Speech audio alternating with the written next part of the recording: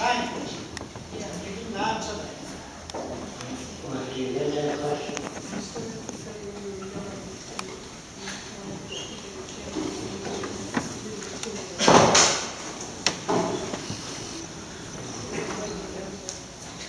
Oh, yes. I asked in New York City what some of the most backward people are. And they said the Arabs that live on Atlantic Avenue in Brooklyn. I said, what makes you think they're backward? They still believe the earth is flat. Well, I said, I've got to change them if I want to change the world. Now, how do you change them? I called the lead guy in charge of that Arab group. His name was Elbaz. And I said, Elbaz, can I come and talk to you? He said, where's your father born? So I said, in Lebanon. Now, that's what he spoke. So he said, you are Arab? I said, every just I speak many different languages, a little bit. So he said, come and sort me. He's come and see me. So I came to see him, and he said to me, you believe the world is round? I said, yes. That means it can't be where he came from. So he points to his head, and he held his hands up like this, and he said, if the world is round, man pour me down here. All the water, he pour me down. Cannot be. So I gave him a balloon, and I rubbed it with fur, put some cornflakes in his hand, and told him to hold his hand away from the balloon. If you rub it with fur very fast, all the cornflakes jump up to the balloon, and his jaw hit the paper. He said, world, he magnet? I said, and he explained that to the other. But if you come into a primitive group of people, and you talk about centrifugal force, gravitational fields, they don't know what the hell you're talking about. So to understand that group better, I took 4 of them to an airport. They'd never seen an airplane. So they turned to Elbaz and they said, why did you put the fan in front of the airplane? He said, the airplane, you go up near the sun, you get hot, so they put the fan on. That's a guy that knows nothing, you know. But what you have to do is help people understand the world they live in, not your opinions. You see, in America, I can't talk too much about any other area, but in America, they teach people that everyone should have a right to their own opinion. I'm sure you've all heard that. Suppose you live next door to me, and I see 10 guys coming out of the apartment. I can have a whole conflict with them. You can be a language instructor, ballet instructor, but if you give everybody a right to their own opinion, you say, do you think man will ever get to the moon? Not in 1,000 years. Who are you? What do you know about space? Space stuff. They don't. So when the government asks scientists, can you put a man on the moon? They say, we don't know. Isn't that amazing? We don't know. It's very difficult for people to learn how to say, I don't know.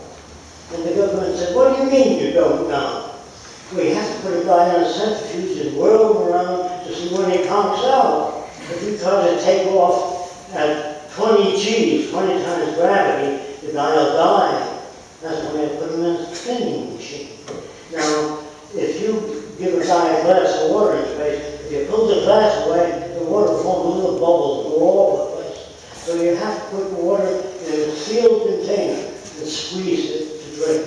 You can't drink from the glass in a spaceship. That's what they mean by I don't know. So I'm using old language. I make more mistakes than anybody I know. Now I'm going to tell you something else, because I try more things. Now another thing, I'm going to tell you, I never made a mistake in my life. Let me tell you what that means. That means that the guy was fooling with nitric acid and glycerin. The whole building disappeared, so did the guy. His brother-in-law wrote, never fool with that stuff. We all learn because we don't know. In France, a guy made wings 3 feet and put them on, and he jumped off the Eiffel Tower, and he died. And his brother-in-law wrote, make wings larger next time. That's how it works. People can't know what to do.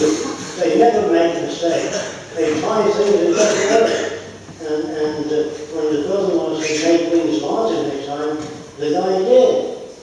But he didn't jump off the top of the Eiffel Tower, the first story. And he jumped and he threw a little bit, both wings went like that.